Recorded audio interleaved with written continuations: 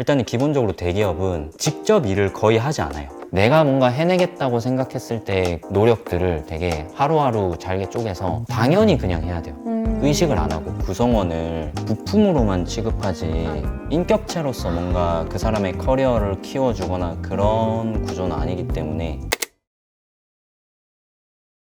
네, 안녕하세요. 린터뷰의 이나린입니다. 저희 2030 세대의 가장 현실적인 고민을 함께 나누고 있습니다. 오늘 제가 정말 존경하는 분을 모셨는데요. 저희 오늘 같이 고민을 나눠주실 저희 대기업 다니는 김 과장님 자기소개 부탁드립니다. 반갑습니다. 네, 드라마에서 김 부장님까지는 아니지만 나름 서울 자가에 대기업 다니고 있는 김 과장이라고 합니다. 저희 드라마 김 부장을 아직 안 보신 분들을 위해서 잠깐 설명을 해드리자면 국내 굴지의 대기업에서 부장인 김낙수라는 캐릭터가 임원 승진해서 미끄러지고 지방으로 자천되었다가 퇴사 이후의 삶을 담은 드라마예요. 삼촌도 저랬다 뭐 등등등 공감을 굉장히 많이 살고 있는 드라마잖아요. 실제로 저희 회사에서도 이제 부장님들 식사할 때 봤냐는 이야기 많이 하시면서 막 약간 그 뭔가 맺힌 그런 게 있는 것 같아요. 그분들도 뭔가 공감을 확실히 사는 거거든요. 그 드라마에서 보면 김 부장이라는 캐릭터가 조금 희화화돼서 나오기는 하지만 실제로 봤을 때는 서울 자가의 김 부장, 심지어 대기업 굉장히 선망의 대상이잖아요. 그렇죠. 그럼 현실에서 나올 수 있는 이야기들을 좀 닮은 걸까요? 아무래도 일단 그 캐릭터 자체가 되게 우스꽝스럽거나 약간 속된 말로 꼰대스러운 그런 모습을 보이긴 해도 어쨌든 그 드라마상에서 좀 서울의 노른자위 땅에 서울 자가를 가지고 있고 대기업 부장이라고 하면 어쨌든 초봉이 이제 1억으로 보통 세전 기본급으로 스타트하니까 거기에 성과급 이제 더 붙고 거기에 또 이제 팀장 활동비처럼 부서 이제 법인카드 좀 쓰고 복리후생하고 하면 사실 뭐 중년으로서는 되게 번듯하게 사회생활을 할 수 있는 수준이지 않나. 네. 와, 근데 사실 억대 연봉은 정말 부러운 숫자잖아요. 그렇죠. 그러면 살짝 궁금한 마음으로 여쭤보자면 네. 초봉이 어느 정도 되나요? 한 2년 전 정도이긴 한데 저희 회사 신입사원이 기본급만 했을 때 5,500 거기에 뭐 성과급 따로 붙는 경우고 진급할 때마다 이제 앞자리가 하나씩 달라지는 케이스여서 뭐 5 중반, 뭐 6, 7, 뭐 8, 9 하면 이제 부장 정도 되면은 이제 1억 정도 되는 수준이 되니까. 대기업이다 하면은 연봉도 떠오르긴 하지만 업무 강도도 떠오르잖아요. 그쵸. 업무 강도 대비 그 정도 급을 받는 거다라는 생각도 드는데 좀 이거에 대해서 좀 체감을 하나요? 이런 액수에 관해. 대기업이 워낙 부서도 크고 사람이 많다 보니까 이제 속된 말로 부바부라고 하죠. 부서 바이 부서로 이제 워라밸은 워낙 천차만별이긴 한데 그래도 제 생각에는 이제 뭐 다른 전문직들이나 뭐 프리랜서 분들에 비해서는 일하는 만큼의 보상은 어느 정도 좀 제일 잘 주어지는 구조이지 않나. 확실히 성과급이라던가 뭔가 일한 만큼의 받는 거에 있어서는 대기업이 메리트가 큰 것 같네요. 네, 그런 것 같아요.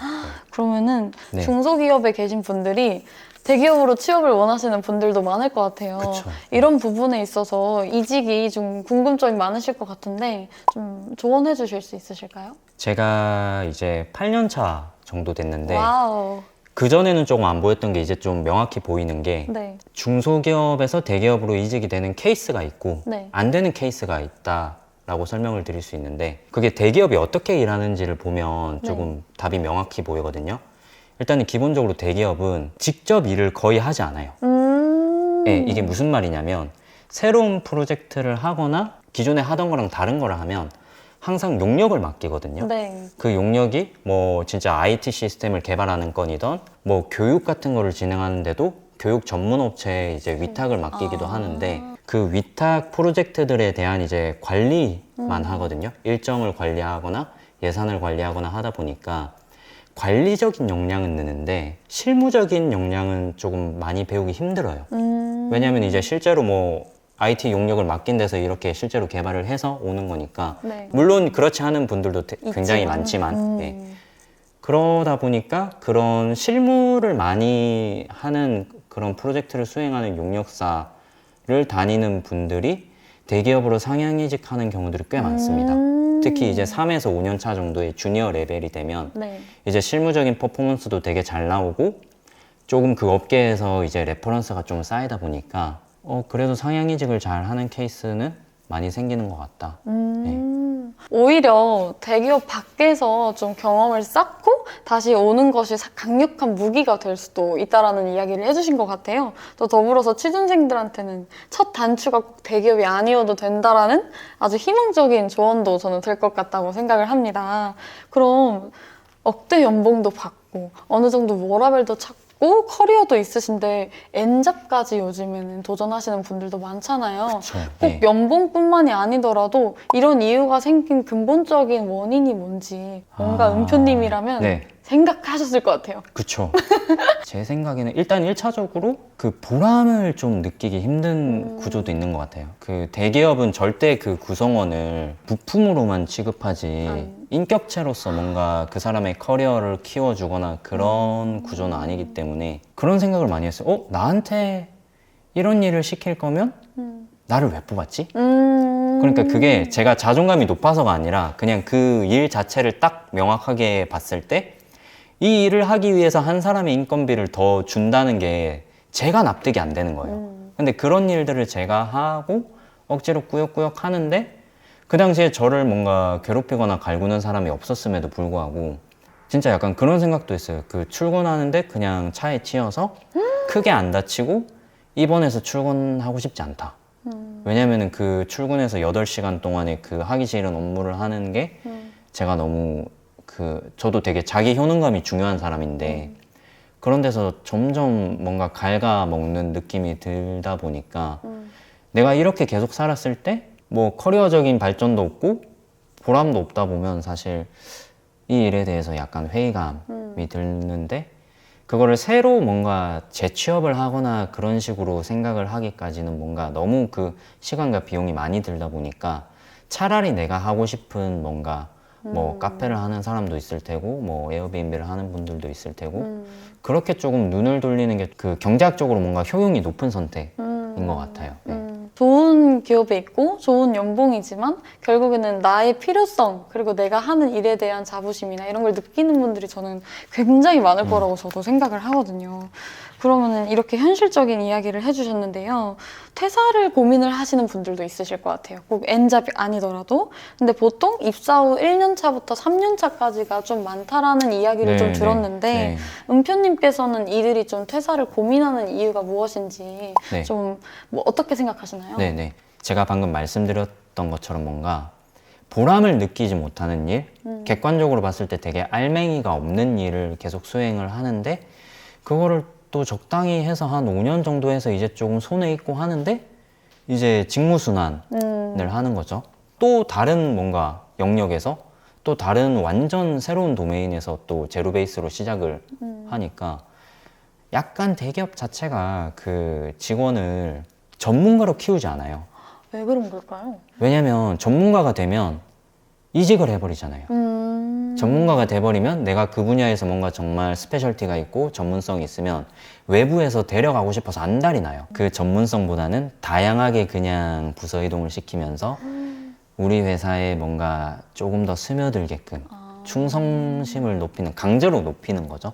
그래서 어쩔 수 없이 회사를 계속 다니게끔 만드는 그런 구조여서 좀 그런 고민을 하는 아마 대기업 지금 주니어 분들도 많으실 거예요. 많으실 거여서. 그러면서도 사실 제가 생각했을 때는 요즘에 좀 억지로 회사 생활을 하시는 분들도 있는 것 같아요. 좀 나한테 맞는 곳을 좀 찾아가는 것도 저는 좀 중요하다고 생각을 하는데 저희가 조금의 미리 답변을 받잖아요. 거기서 뭐 육상동물은 육지에서 살고 혹은 수중생물은 물속에서 살아야 된다 이런 표현을 해주셨어요. 이거에 대해서도 조금 같이 연결지어서 이야기해 주셔도 좋을 것 같아요. 아, 네. 이 회사 생활 자체도 저는 조금 옷 입는 거랑 되게 비슷하다고 생각을 해요.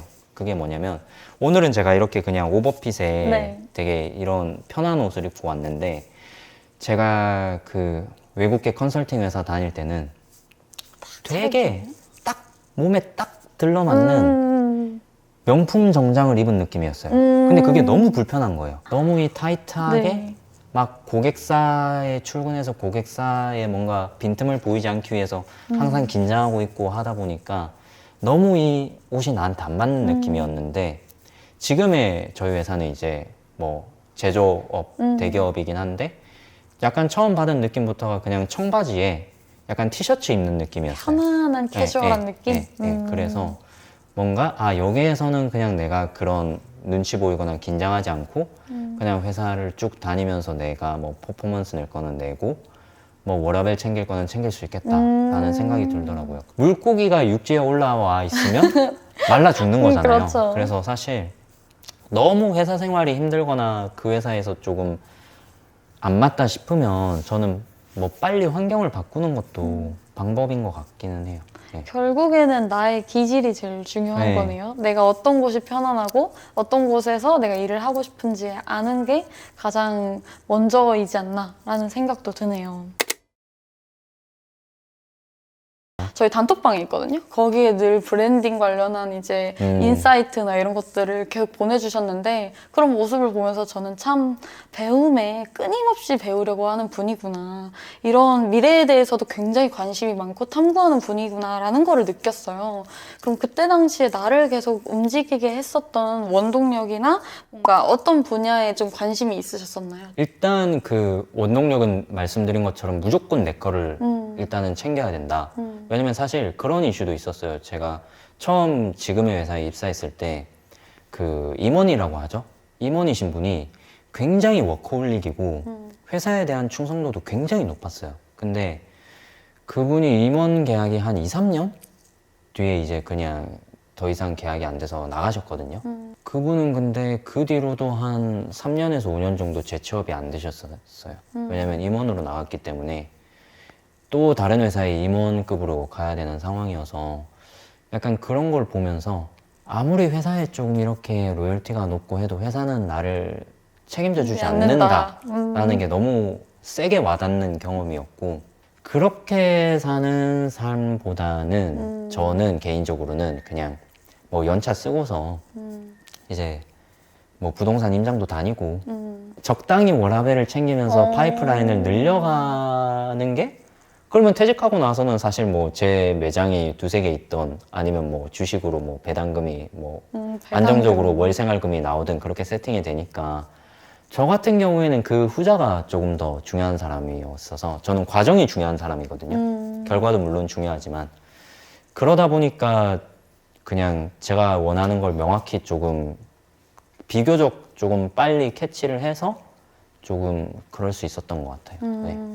굉장히 제가 생각한 것 이상으로 미래를 생각하시면서 계획하시는 분 같아요. 그러면은 좀 제로 베이스의 단계를 좀 겪어보신 적이 몇 번 있다고 그렇죠. 개인적으로 하시는데. 저희가 이야기 네네네. 있죠. 네. 그거를 좀 어떻게 극복하셨는지. 일단 저 같은 경우는 사실 공공에서 제 커리어 자체가 나쁘지 않았어요. 네. 나쁘지 않았고 그냥 사기업에 취업을 해버리면 사실 그동안의 그 실적이라든지 경험은 사실 0이 되는 맞아요. 거거든요. 0에 수렴하듯이 되는데 그게 한 번의 경험이었고 두 번째 경험은 제가 5년 동안 몸담았던 그 IT 쪽, IT 기획 직무에서 저는 이제 재작년쯤이죠. 과감하게 제가 부동산 개발 쪽으로 와.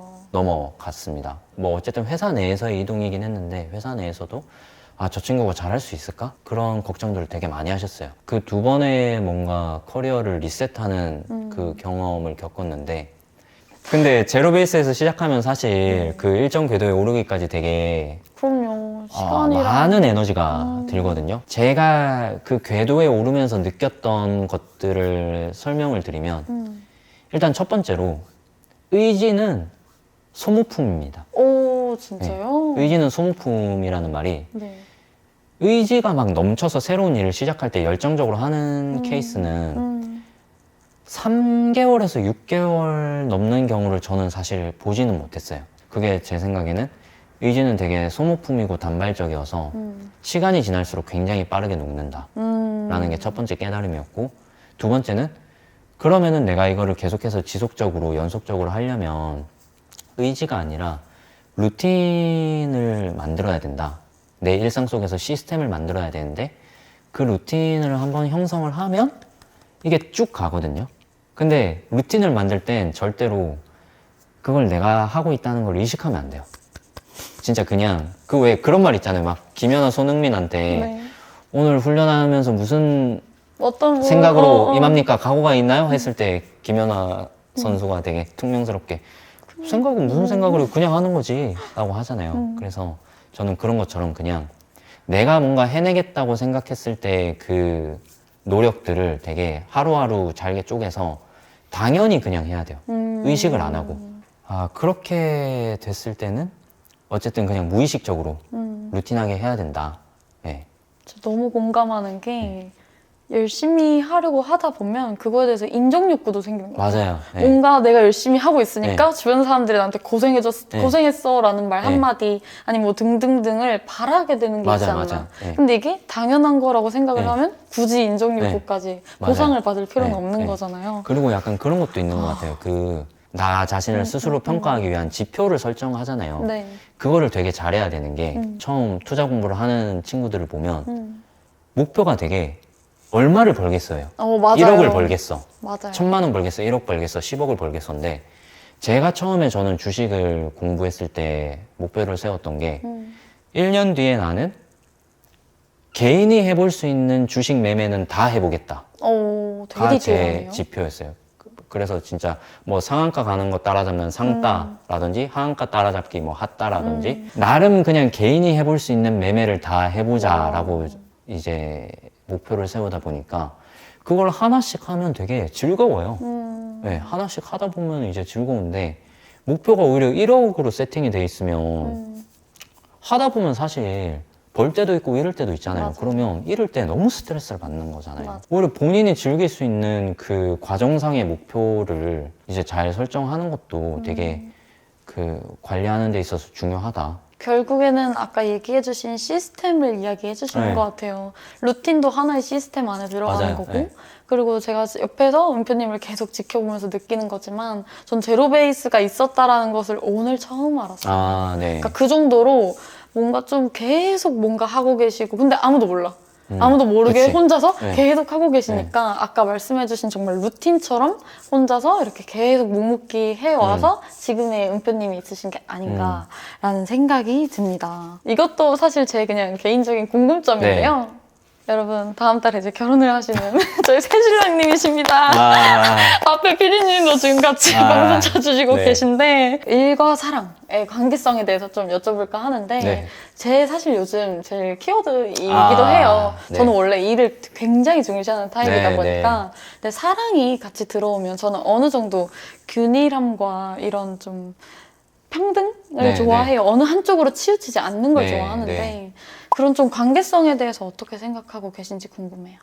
사실 뭐 저도 아직 뭐 해답을 찾지 못한 부분이고 그런 말이 있잖아요. 그 남자 같은 경우는 일이 잘 풀려야 사랑이 잘 풀린다. 근데 반면에 여자 같은 경우는 사랑이 안정돼야 일이 잘 풀린다. 라는 말이 있는데 뭐 저는 그렇게 생각해요. 대부분 이제 남자들이 조금 그래도 아직까지는 좀 결혼하고 나면 가정에 대해서 본인이 책임져야 된다라는 그 책임감이 있다 보니까 아무래도 내가 이래서 내가 잘못되면 어떻게 먹여 살려? 길거리에 나 앉아야 되는 거잖아? 라는 생각으로 일이 조금 더 우선이다라고 생각하는 분들이 많은 것 같고 여성분들은 아무래도 뭔가 감정적인 그런 공감대나 그런 것들이 갖춰진 상태에서 같이 문제 해결하면 되지 않냐? 라는 입장이 조금 강하시다 보니까 절대 경향성에 대한 이야기입니다. 네네. 네, 개인마다 다를 수 있는 거지만 네, 맞습니다. 경향적으로 그런 성향을 보이다 보니까 서로 이제 좀 잘 이해하면서 배려해 가는 게 좋지 않나 싶어요. 물론 저는 사랑을 우선으로 하는 로맨티스트가 되고 싶습니다. 영상 편지 한번 남겨보실까요? 사랑합니다. 그러면 앞으로 어떻게 살아갈지에 대해서 네. 고민이 많은 2030 분들에게 좀 따뜻한 한마디를 전해주시면 좋을 것 같습니다. 제가 조언을 드릴 수 있는 그런 건 아닌 것 같고 그냥 먼저 그 시간들을 겪은 사람 입장에서는 저는 어쨌든 제가 속한 집단 안에서 조금 섞이지 않으려고 발버둥 치면서 그 집단 바깥으로 계속 겉돌았던 사람이잖아요. 그런 과정이 되게 외롭거든요. 되게 외롭고 이거 보시는 이제 분들도 되게 뭔가 본인이 뭔가를 하려고 했을 때 세상이 알아주지도 않을 거고 세상이 도와주지도 않을 거고 아무런 변화가 없는 날들이 많을 거예요. 그게 1년이 될지 3년이 될지도 모르고 그 외로움을 그냥 당연하게 그냥 받아들이시고 하다 보면 되게 좋은 날도 있고 나쁜 날도 어쩔 수 없이 있어요. 그냥 계속 주식으로 비유해서 죄송하지만 상한가 맞는 날이 있으면 하한가 맞는 날도 있어요. 네. 근데 그렇다고 해서 하한가 맞은 날 주식을 안 보면 이거는 그게 발전하기가 힘들거든요. 그래서 나한테 그냥 하루하루 주어지는 그 하루를 달다고만 삼키는 게 아니라 써도 일단은 그냥 꾸역꾸역 삼키면 그게 하루하루 되게 차곡차곡 쌓이면 시간이 어느 정도 지났을 때 아, 이게 내 자양분이 됐다라는 게 느껴지는 순간이 어느샌가 오더라고요. 뭐 20대 때는 계속 뭔가 내가 뭘 해야 되는지도 모르겠고 내가 뭘 잘하는지도 모르겠고 그런 생각이 들겠지만 조금 30대가 되고 나서는 그런 게 조금 자연스럽게 정리가 되는 시기는 분명히 오니까 계속 그냥 하던 대로 계속 하는 게 네, 좋다고 저는 생각합니다. 좋은 말씀인 것 같아요. 이런 날도 있고 저런 날도 있는 거지 하면서 흘러가는 대로 살다 보면 어느 순간 나의 노력들이 자양분이 되어 있다라는 말씀을 전해주신 것 같습니다. 아, 네, 은표님에게 이렇게 좋은 말씀을 해주셨으니까 제가 큰 선물은 아니고 제 글귀 선물을 드릴 거예요. 사실 여기서 자랑하고 싶은 게 있어요. 은표님이 책을 낸 또 이제 엄청난 분이시기 때문에 저 또 은표님을 위해 준비를 해봤습니다. 사람을 보는 눈이 꽤나 정교해졌다. 외면보다 내면을 봐주는 사람, 편견 없이 배움을 가까이 하는 사람, 솔직하게 대화를 나눌 수 있는 사람, 현재보다 미래를 바라볼 줄 아는 사람들이 나는 좋다. 이런 사람들이 많지 않다는 걸 알기에 정교해진 내 안목으로 정해진 내 소수의 인간관계가 참 좋다. 이 위에 이야기한 특징들 모두 은표님을 이야기하는 것 같더라. 늘 미래를 보며 배움을 가까이 하는 은표님 개인적으로 존경합니다. 라고 써봤습니다. 이렇게 또 이 자리에 좀 모실 수 있어서 또 시간 내줘서 정말 영광이었고 오늘 나오게 된 소감 한 말씀 부탁드립니다. 네. 지극히 그냥 평범한 사람의 이야기를 들려주겠다는 생각으로 이제 왔었고 어쨌든 저도 이 인터뷰를 준비하면서 그간에 있었던 거를 좀 갈무리하는 시간이었던 것 같아요. 그래서 되게 이거를 보시는 분들이 그냥 좀 저처럼 좀 힘들고 외로운 시간을 좀 겪으셨던 분들은 조금이나마 조금 저런 사람도 있구나 하고서 조금 넘어가는 그런 계기가 되셨으면 좋겠습니다. 네, 감사합니다. 오늘 대기업 직장인 현실 또는 2030 고민에 대해서 이야기 함께 나눠보았는데요. 오늘 귀한 통찰 주신 은표님께 다시 한번 감사드리면서 제 2030 고민이 해결되는 그날까지 린터뷰 깊은 통찰로 만나 뵙겠습니다. 오늘도 행복하세요.